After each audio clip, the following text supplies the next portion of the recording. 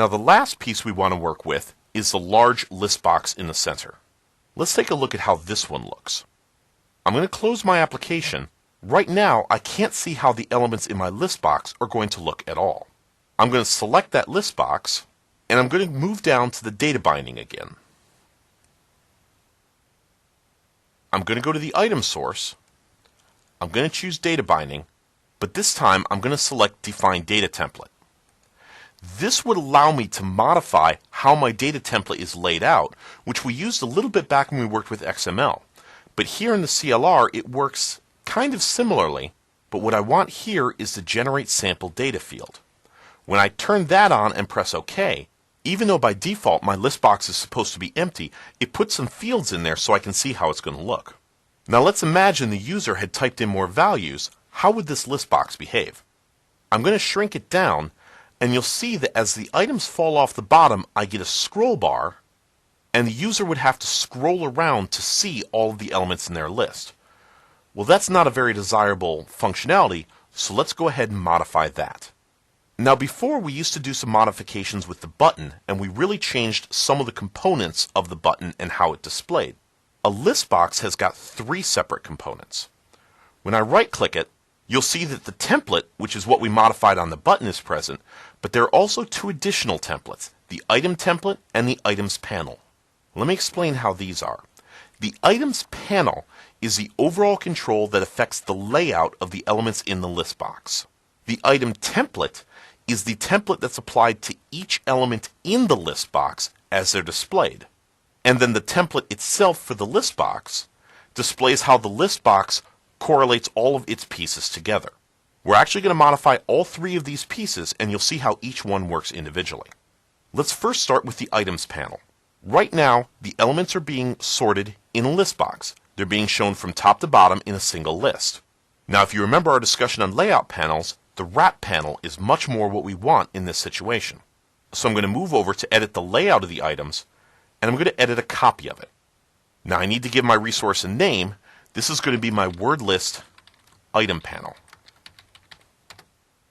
Now my entire artboard has disappeared and I see this blue box with the black text against a dark background. The reason why it looks like this is because the layout container that makes up the item panel is transparent, so it appears the same color as the background of my artboard. Let's go ahead. If you can look, you can see that the framework elements are listed from top to bottom, as I discussed before. That's not the behavior I want, so I'm going to select my virtualizing stack panel and get rid of it. With it deleted, I'm going to go to my layout controls and find a wrap panel. When I select it and double-click it, it takes the place of the virtualizing stack panel, but the elements are displayed from left to right. The default behavior for a wrap panel is left to right, but that's not how I want this to look. So I'm going to go into my properties and change the orientation. I'm going to go from horizontal to vertical. So now they're displaying the way I want. So let me set my template back up to the root,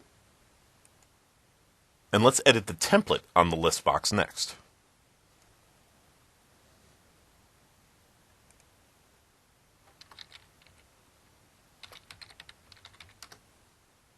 Now when we look at the template, we see that the template has a border, and inside that, a scroll viewer.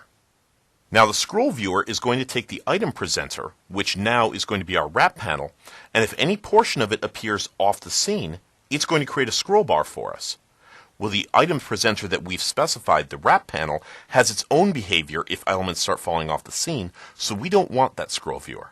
So the easiest way to do that is to drag the items presenter out of the scroll viewer. Just click and drag. Now you notice when I released, the scroll viewer went away.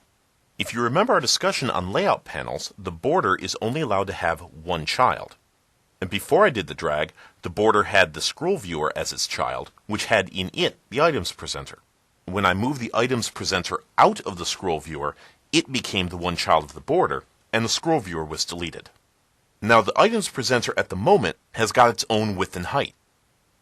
Watch when I clear my search string, you'll see that the width and height have got absolute values. If I set those to automatic, you don't see a change immediately, But watch now when I go back to the template root and drag around. Now, the wrap panel is doing as it should. It's moving the elements to the second column as space is needed. Now that I've got the layout looking the way I want it to, it's time to change how the elements in the layout look.